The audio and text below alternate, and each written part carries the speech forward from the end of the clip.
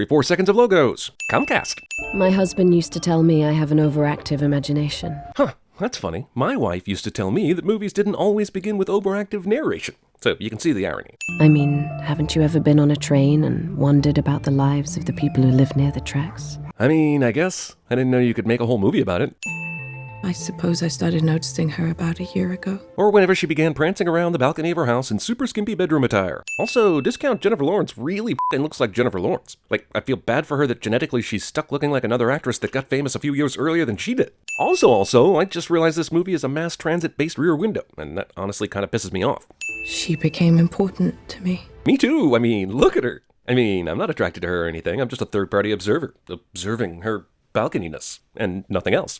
She's what I lost. She's everything I want to be. What's truly amazing is this chick is always outside at the exact times Rachel passes by on the train in order for her to construct narratives about a stranger. Chances are you'd see this woman like twice a month, if that. It's daytime again, and I just now realized this movie's doing some kind of stream of consciousness thing regarding her commute. But you can't blame me for expecting a regular narrative. After 3 confusing passes by the not Jennifer Lawrence's house, movie decides to adopt a traditional narrative and starts following Emily Blunt's day. Movie seriously needs to pick a direction and go with it already. I imagine she's a painter.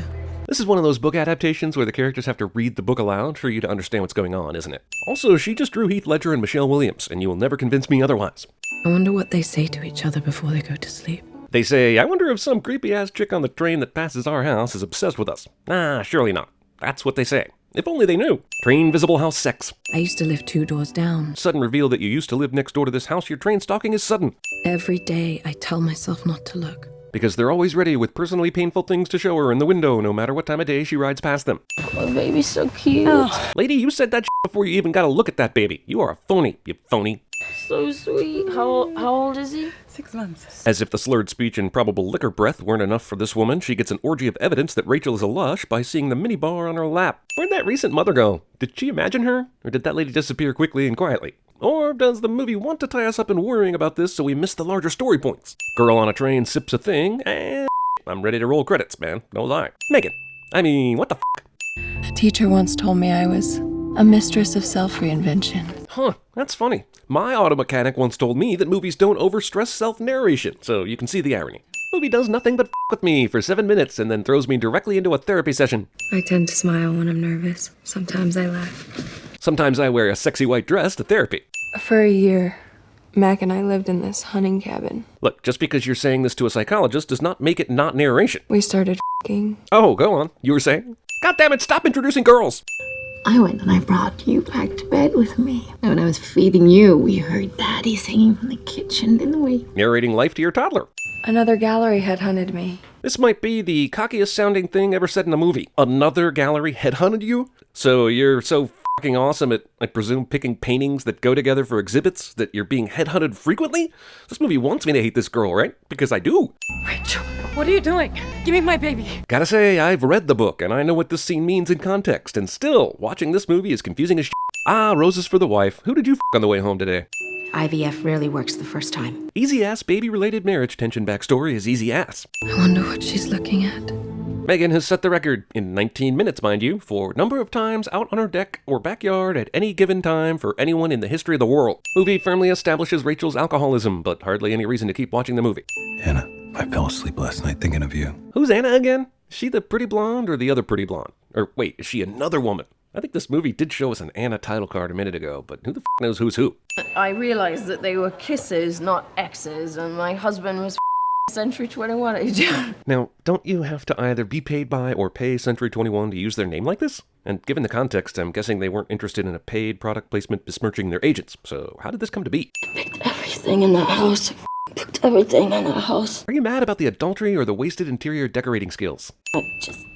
I'd wrap my hand in her long blonde hair and I'd jerk her head back.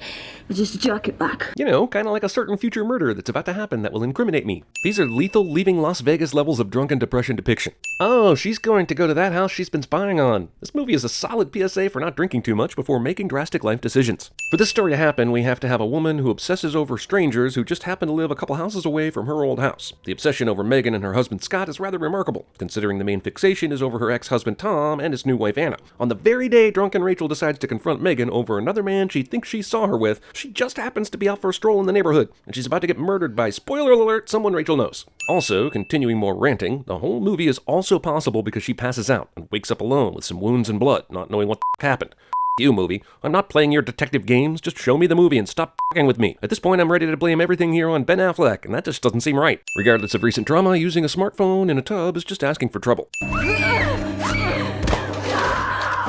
Did that really happen, or was that a dream or fantasy? You don't know. You don't know! You remember when you opened with 3 women's names and 2 separate narrations in the first 12 minutes, but then spent the next 20 focusing solely on this one girl? What the f*** was that about? Rachel sees a former friend on this train who was here just at the right time to give proper character development and context via flashbacks. After witnessing this golf club attack from the past, yeah, I think the unreliable narrator thing is in full effect here. Also, even Tiger Woods is jealous of that swing, if only because she didn't break her back and have to withdraw from the tournament despite her wonky swing. Cutting from the golf club attack to her walking at night in the street is basically everything wrong with this movie. And it's f*** you editing and sequencing style. When is this? F*** you. You don't deserve to know. It's my understanding you were fired from that job over a year ago because of your drinking problem. Girl's drinking problem is so bad she has memory issues, calling into question everything I've seen so far, making me think the movie's definition of unreliable narrator is actually a hand-drawn picture of a hand jerking off a middle finger. You don't remember anything, do you? Laura Prepon would be excellent at being a character in Bourne Ultimatum. Rachel is remembering an embrace between Megan and a man she doesn't know, but there's no way she was able to zoom in to a close-up of that dude, especially after drinking that heavily. It's pretty coincidental, isn't it? You just happen to be on a train at the same exact moment that a woman you don't know but somehow recognize is cheating on her husband? Movie itself would be excellent at CinemaSins. Mrs. Watson reported that you go to their house sometimes uninvited. Only now, after Rachel's run out of the house to specifically tell Detective Riley about Megan's affair, does Riley tell her this. Lying is like taking a trip. Only it's a fake trip, where nothing is Holy Mother of God! What was I talking about? He figures out all my passwords. If you have half a brain, that shouldn't be possible. You Megan's friend? Yes, Rachel. Lying while snooping. Snoop lying. Snoop lying.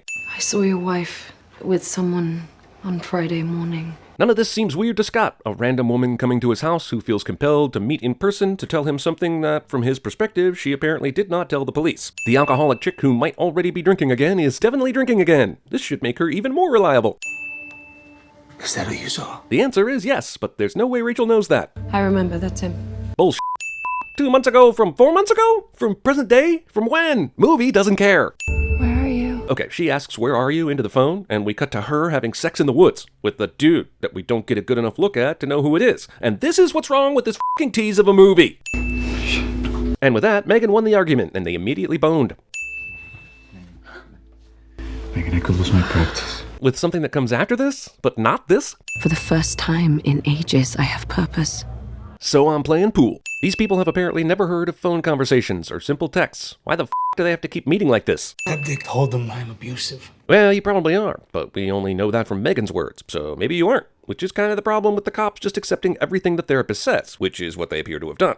When she walked out, I didn't go after her. I never called to check on her. Yeah, why is that actually? Is it because this movie wants me to spend time thinking every character in this movie is guilty? I think it is. Yep, that's your ex and his new wife and child, the very reason you were cop ordered to stay away from this street. So why, when leaving Megan's house, did you walk in this direction, you stupid idiot? Do you want to go to jail? Your wife hit me on Friday night. God damn this movie. Every single thing it shows me, it also wants me to doubt. Just write a good mystery into your script and stop relying on this unreliable character bullshit cheap shot tactic. Gah! Were you just at Scott Hipwell's house? How the f*** would you know that? You only noticed her when she was standing in the street a minute ago. Has she been back to the house since the incident with your child? Not that I know of. What? Was she not at the house in a scene 5 minutes ago?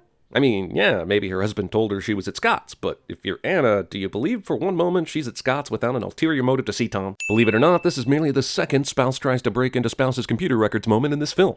Reporters were in my yard. They're everywhere. I didn't know where else to go. Wow, okay. First of all, how did the reporters not follow you here? Also, did she give this guy her address? Hey, if you ever need to talk about your probably dead wife, you can come by my shitty apartment. Did Megan ever say anything about me to you? She loved you. What the f*** are you doing, lady? You haven't even made 2 decisions in this movie that make f***ing sense. I brought Libby in with me, put her on my chest. Sudden dead baby story is sudden. Also, this story about how Megan went to sleep in the tub with her kid is heart-wrenching and gives her character some added depth. But at this point, we're far beyond caring about stuff like this. It has nothing to do with the mystery at all.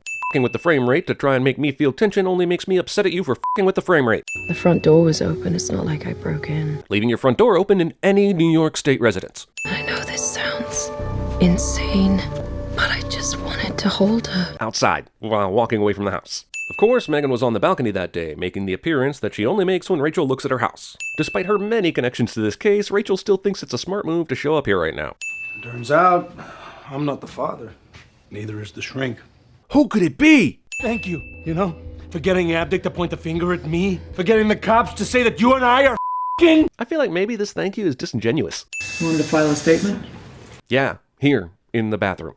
But what I'm trying to determine is when your obsession with Mr. Hipwell began. I guess it's natural for someone like Rachel to lie about exactly how she became obsessed with the Hipwells, riding on a train all day, drunk, inventing stories about strangers. But since they now think she's a crazy alcoholic anyway, why can't she just tell the goddamn truth?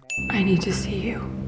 On the night Megan was murdered, she called someone. I mean, it's a complete mystery using her iPhone. She called somebody's number, something that, if you refer to the detective handbook on page 1, paragraph 1, sentence 1, says, always check who murdered people call on the night of their death. It's a great first rule, something these detectives either pissed on or had Mr. Keating as their teacher during Dead Detective Society. Now that she's joined the audience and not having any idea what's true and what's false, let's have her down some martinis. That'll bring clarity. So now she thinks she did it? She's done a 180 on this thing, and she hasn't been anything but drunk and crazy the whole time. So this is just for the audience, to with them. And now I'm sure this means that she didn't do it. Oi. What is wrong with you? Can you stand? See, this movie is a dick. Surprise, this guy was super abusive. We just haven't told you that yet, because it wouldn't be a whammy if we did. This movie hides its entire plot behind the thin veil of its protagonist's poor and selective memory. Yeah, Tom got fired because he couldn't keep his dick in his pants. Wait, was Tom fired for sexual harassment or fired for actually having consensual sex with coworkers? Because I'm not sure that's a fireable offense, unless he was a supervisor or something. Anna finds what will soon prove to be Megan's phone, incriminating Tom in the murder plot and proving once again that Justin wasn't thorough enough. Anna rummages through this drawer of wires and finds a compatible charger to Megan's phone in world record time.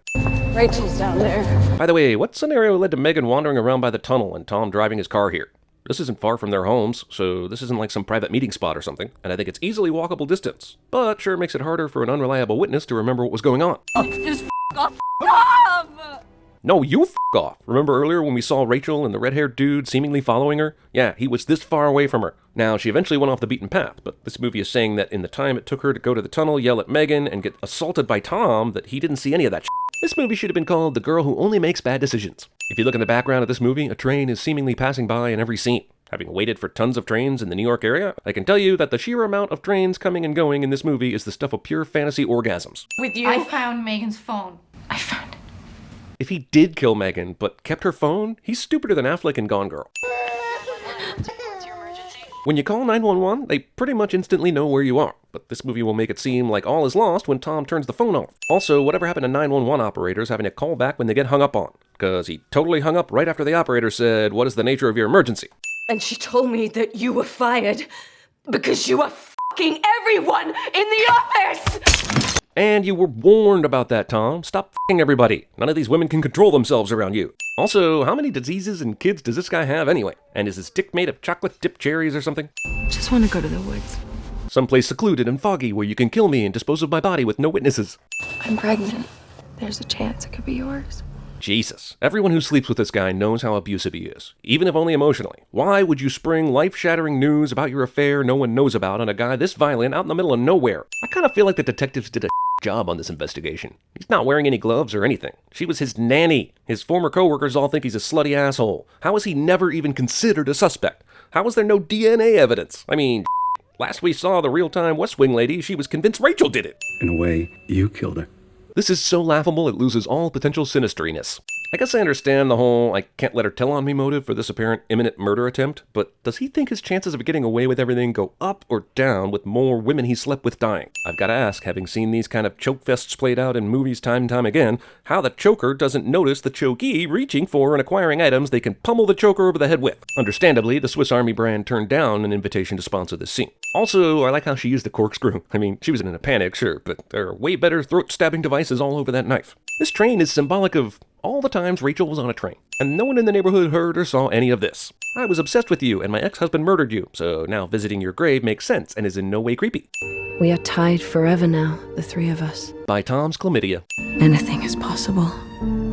Because I am not the girl I used to be. Because after all that dramatic shit and the self-defense co-killing, giving up alcohol was somehow even easier than ever.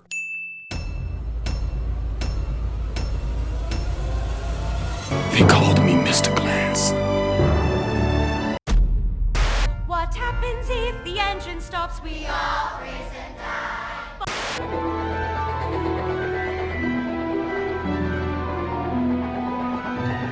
Having a bad day. I'm having the worst damn day of my whole damn life. On behalf of the people of Lake Town, I ask that you honor your pledge. I tell you to dump a body in the marsh. You dump them in the marsh.